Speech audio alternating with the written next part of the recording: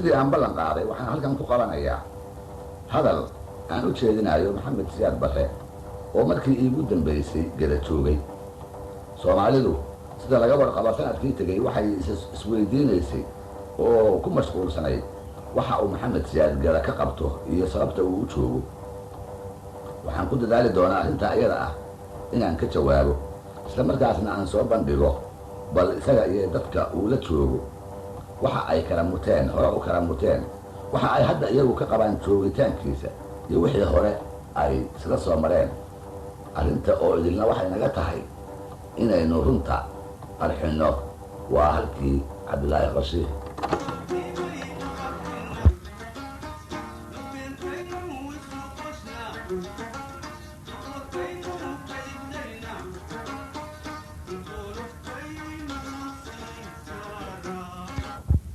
waa tahay haddaan markii hore Soomaalida oo idil si guud ula hadlaayay,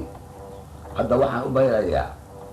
sidaan ballan qaaday nin qura iyo dadka uu la joogo ee aan anigu u haysto inuu marti u yahay. Soomaalida inta badan iyo shisheeduhuna ay u haystaan inuu maamulo. ninku waa maxamed siyaad barre, dadka uu la joogaana waa mareexaanka degan gobolka ballaaran ee gada la yidhaahdo. waxaa la isweydiin karaa maxaan maxamed siyaad qayb uga siinayaa cashiradan Soomaalida u wada socota? maxaanse ula hadlayaa haddiiba uusan wax ku qaadanayn oo waana abuur baa ka horraysay la malayn karo inuu ku gacan sayri doono? dhowr sababood ayaa igu wacan. waa marka koowaada maxamed siyaad muddo dheer oo 20 sano ah ayuu dalkeenna siduu doono uga soo taliyey. burburka iyo aayo xumada haysatana gacanta ugu weyn buu ku leeyahay, isaga iyo kooxdii daacadda u ahayd ee halka aynu naal ina dhigtay. waa marka labaadee waxay dani iga haysaa shacbiga reer gadoodka ah ee 7 bilood ee aan gudaha dalka qaxootiga ku ahaa sida wacan ii martigeliyey. shacbigaasoo weli badankiisu ka diimoon yahay tabaalaha uu aabasiyaad la maagan yahay iyo sida uu rabo inuu gees ugu fiiqo haddiiba ay dhacdo inay Soomaali xagga nabadda u xagliso, danaheedana u soo jeesato. waxaan qabaa shacbiga reer gadood inaysan awood u lahayn tabcooyinkii uu maxamed siyaad Soomaali oo dhan ku hayay inay keligood dusha u ritaan. waxay kolka ila noqotay inay hiilkayga afba ha ahaadee ay u baahan yihiin. midda saddexaad waa nin godab qabee waxaan u baqayaa isaga qudhiisa iyo ammaankiisa. waxaan ka cabsi qabaa niman dhiiggiisa u haleelayaa inay maalin maalmaha ka mida isaga oo dagan gacanta ku dhigaan, dabadeedna ay horgeeyaan maxkamad degdeg ah oo qabiil ka taliyo oo sida kuwiisii oo kale ragga garsoorayaasha ka ah iyo sharcigu ay kala xanaaqaan. waxaan u diidayaa isaga oo keligiisa oo raggii dembiga la galay ay xor yihiin in la mindiraaciyo. qabyaaladna igama ahee waa iga cadaalad jacayl, maxaa yeelay waxaan qabaa dembigii Soomaaliya laga galay inuu ka badan yahay wax uu nin keliyihii geli karo, keligii taliye kastaba ha ahaadee.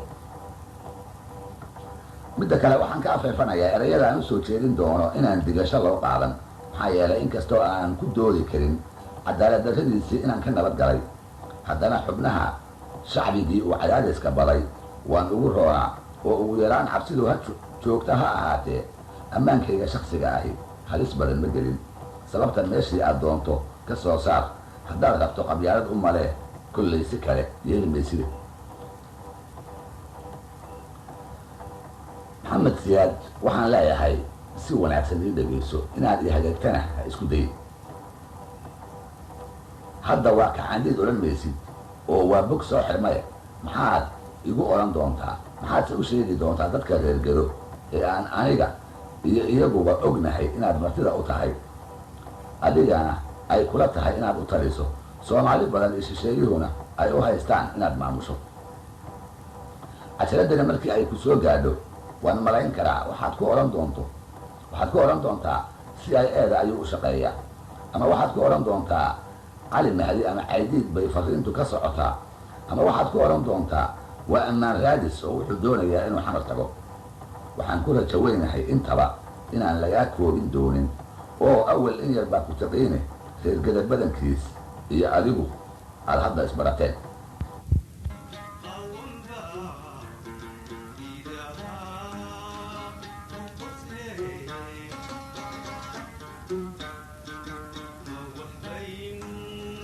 قالنا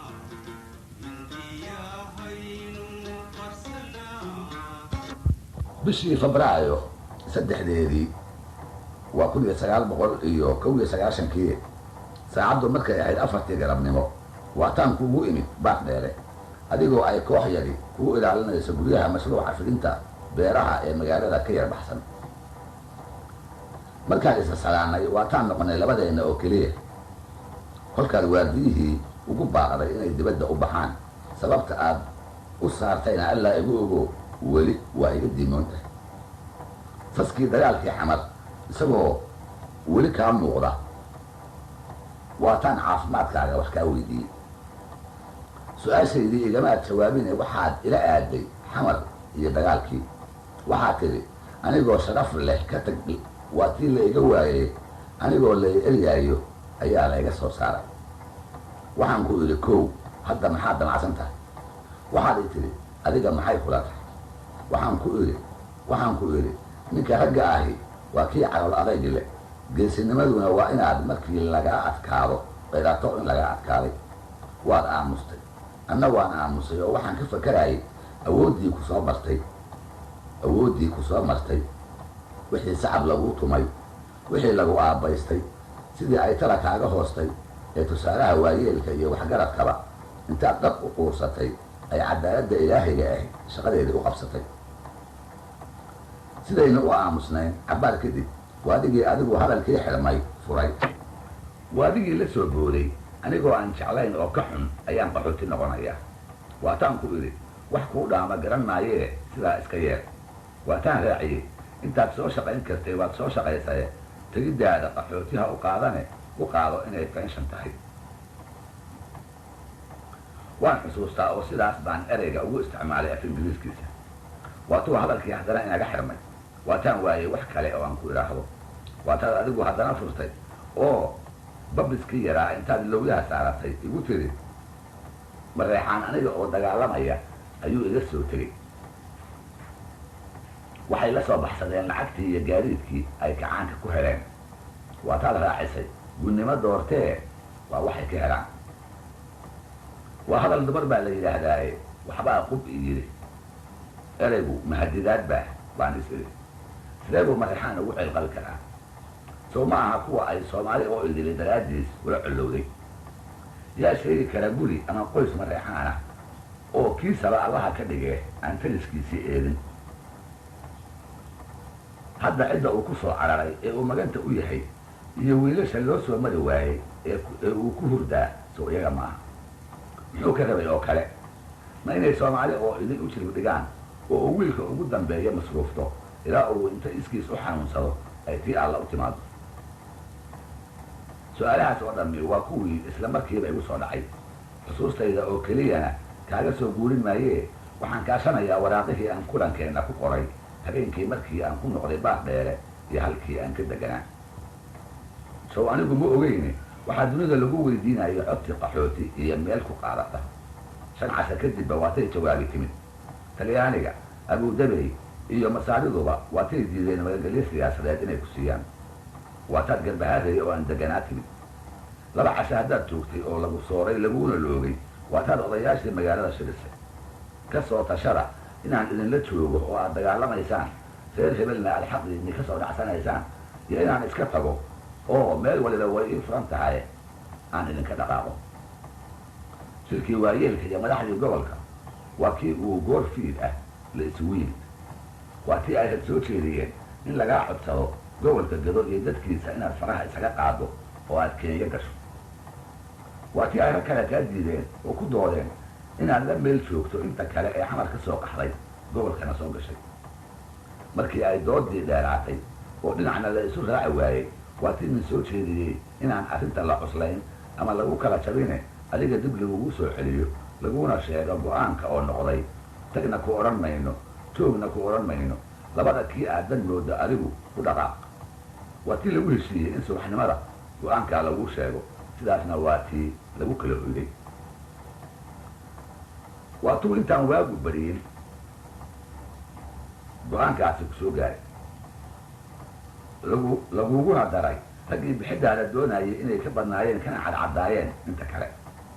waataad farsamada badnayde isla habeenkiiba waadigii qalqaaliyey banaanbax taageero ah oo u eg kuwii xamar aad ka qalqaalin jirtay markii madax la xidho ama aad mucaaridnimo ka dareento xubno ka tirsan wixii golayaasha aad ku magacaabi jirtay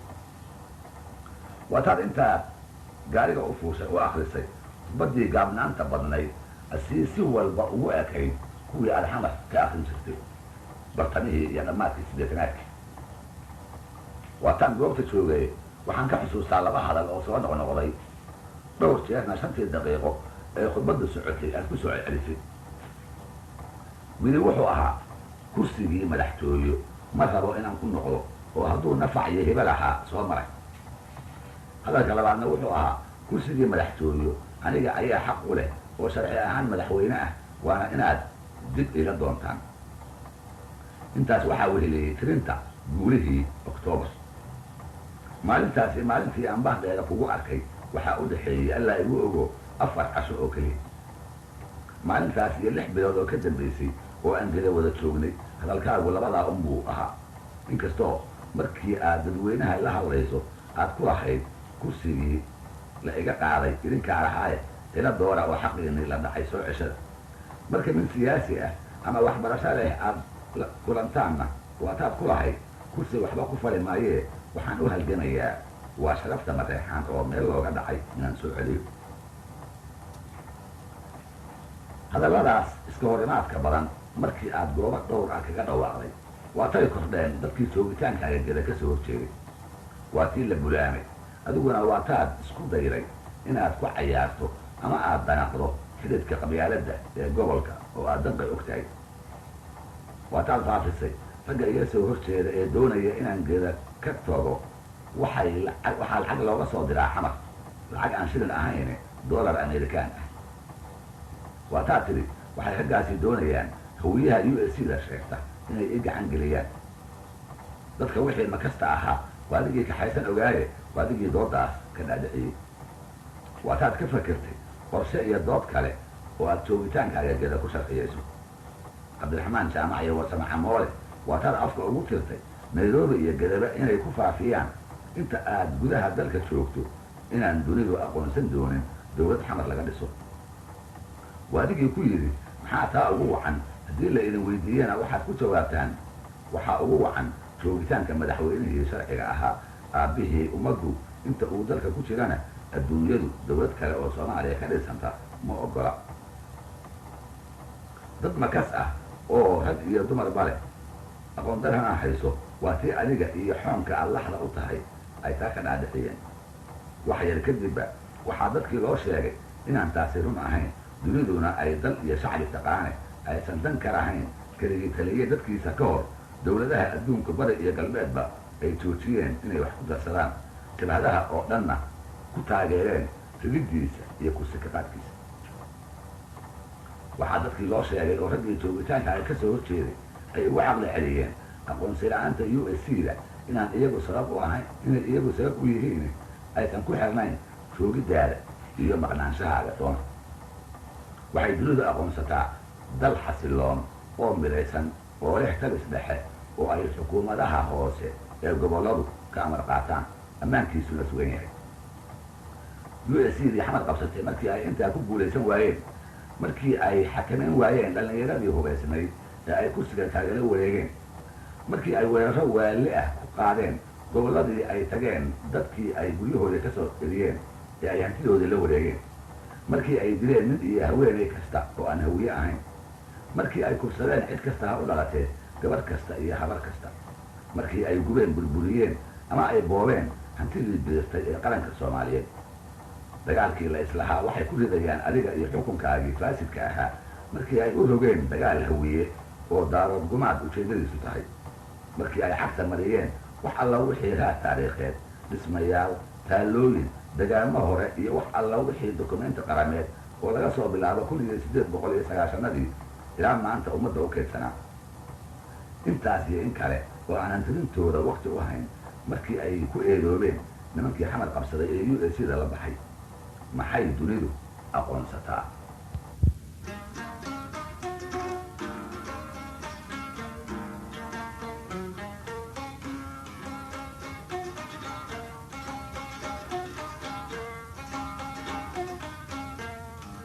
Napudi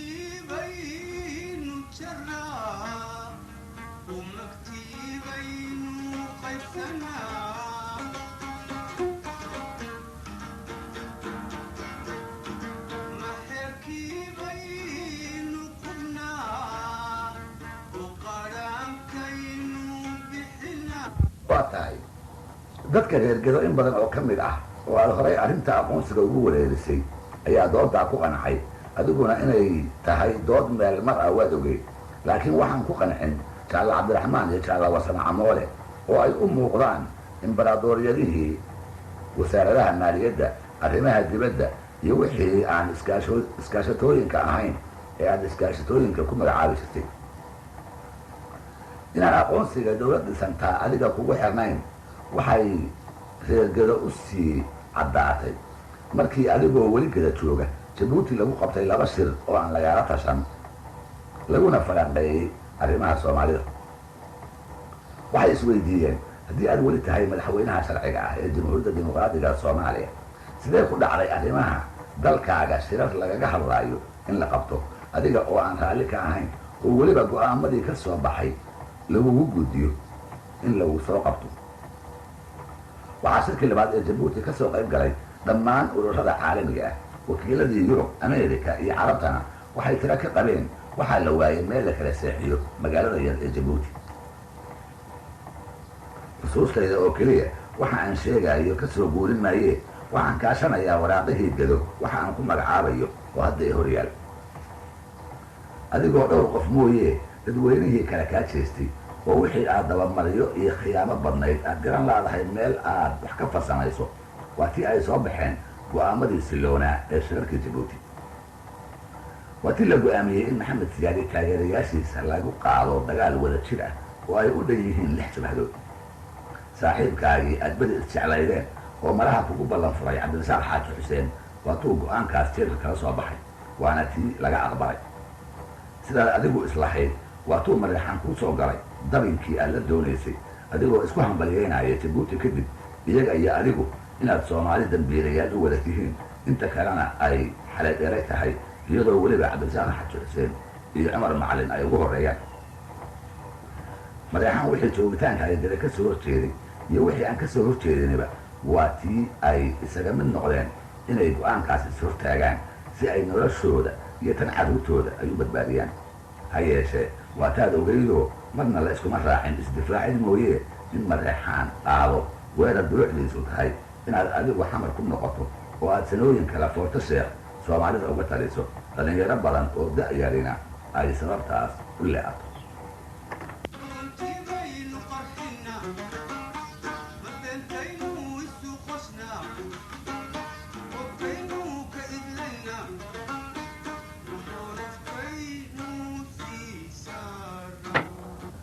weeraradii USC-da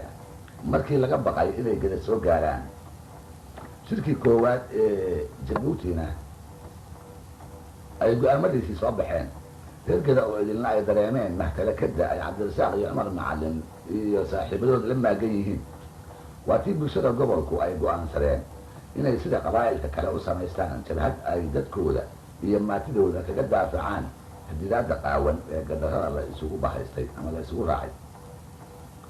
dhallinyaradii waxbaratay, siyaasiyiintii, saraakiishii, ugaaskii iyo odayaashii jiribadu waatay isku raaceen lagaba maarmaan inay arrintaasu tahay, iyadoo looga gol lahaa marka hore in la helo hanaan maamul iyo kala dambayn loogu irkado, marka labaadna hanaan gobolka looga daafaco nimanka xamar qabsaday ee weerarada gobollada kale usoo abaabulaya,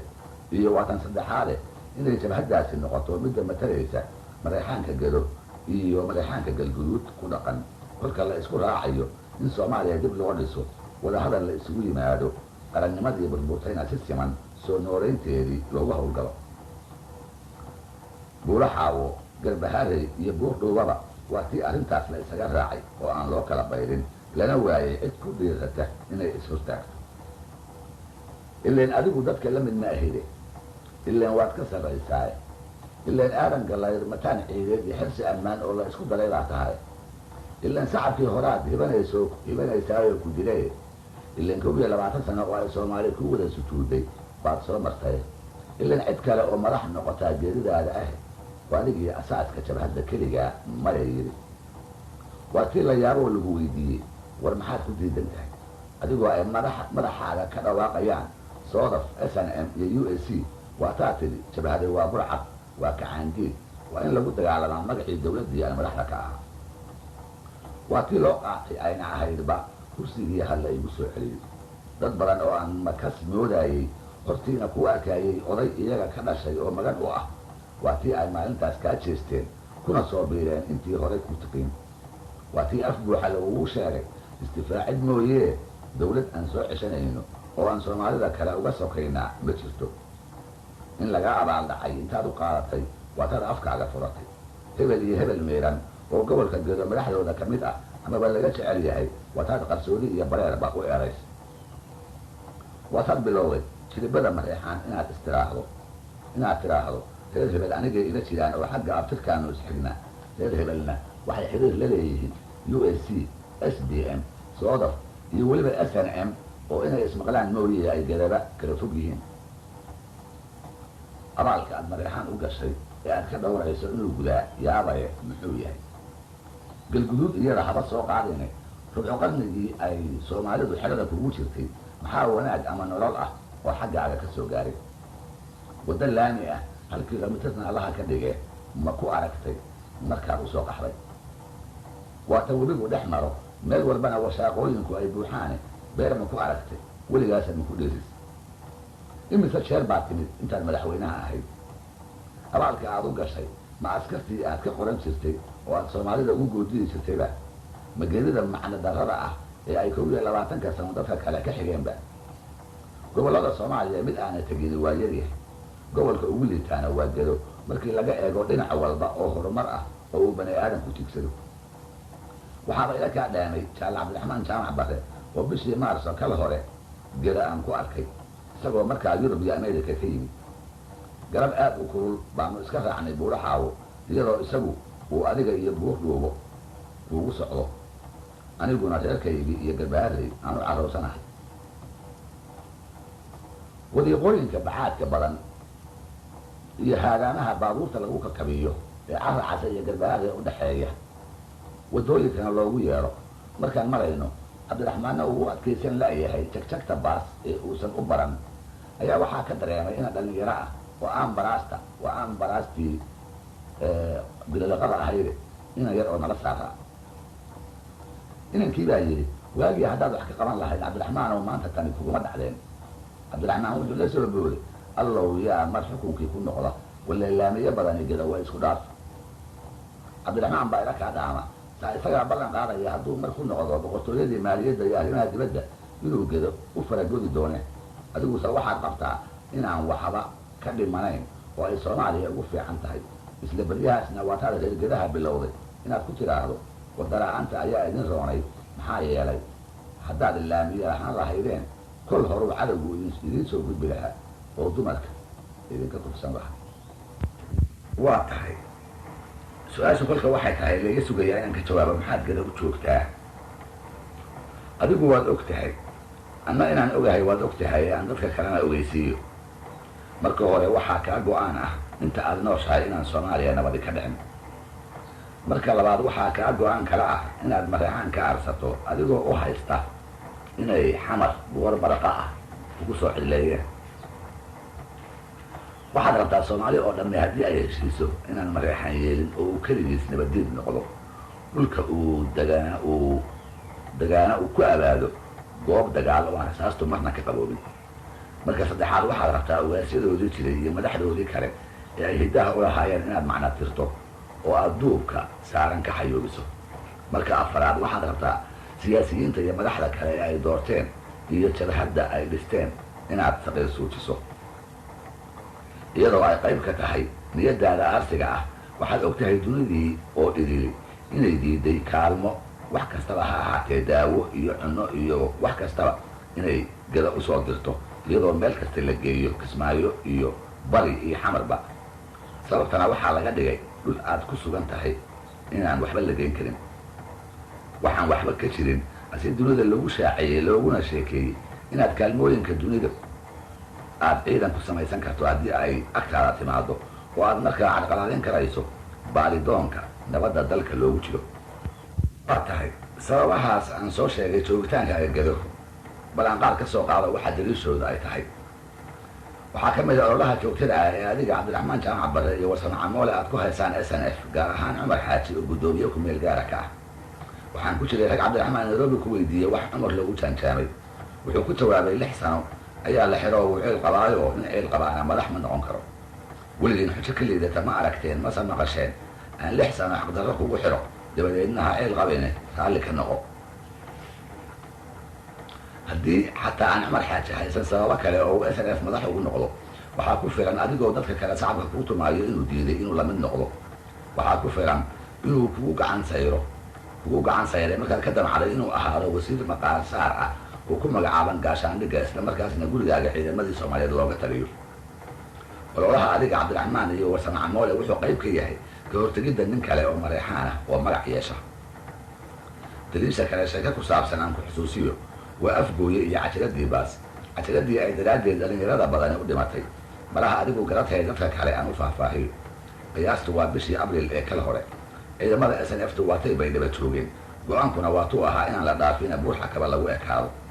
jenaraal cabdinaasir xaaji xaashi oo taliye ahaa waa adigii dareensaday markuu diiday inuu xamar galo waa adigii dhalinyarada sodomeeyaha intaad madaxooda manjo u rogtay oo beenbeenta dallacisay ka dhaadhiciyey inay ciidamada horjoogta xamar galaan oo markay raadiyaha qabtaan ka saaraan cajiradii jinni ee aad qaar ka mida u dhiibtay cajiradii aad buurdhuuba ku duubtay ee aad ku sheegaysay inaad xukunkii kusoo noqotay 30 wiil oo aan saad haysan rasaas haysan oon hoggaan iyo madaxtoona lahayn iyo cajiradiiba waatay ku lumeen mukaygii afgooye kadib markii buurxa kaba ku jiireen cabdinaasir oo warjoogala ku haya markala jeceshahay murugasa makaa haysa u malayn maayo daliisha saddexaad ee sababaha joogitaankaaga gado iyadana igaho waa isla waqtigaas iyo baydhabo afgooyena aan 30 wiil weli tegin waa adigii amray baabuurtii iyo teknikadii ciidamada in lagu dhajiyo masawirkaagii wejiga ahaa jaale cabdiraxmaan iyo jaale warsan waa kuwii hawshaa dhabarka u ritay iyagoo hoos kaga daabacay erayada ah rugcadaagii soo rogaal celi qayb ka mid a baabuurtaas oo gacanta USC la galay waa tii bandhig ahaan loo geeyey xamar waana tii loo isticmaalay dacaayad dib loogu abaabulayo mooryaantii dagaalka ku daashay ee bilaliqada u jeesatay waa tii ay ku guulaysay masawirkaagiina uu midnimo cusub ka dhex dhaliyey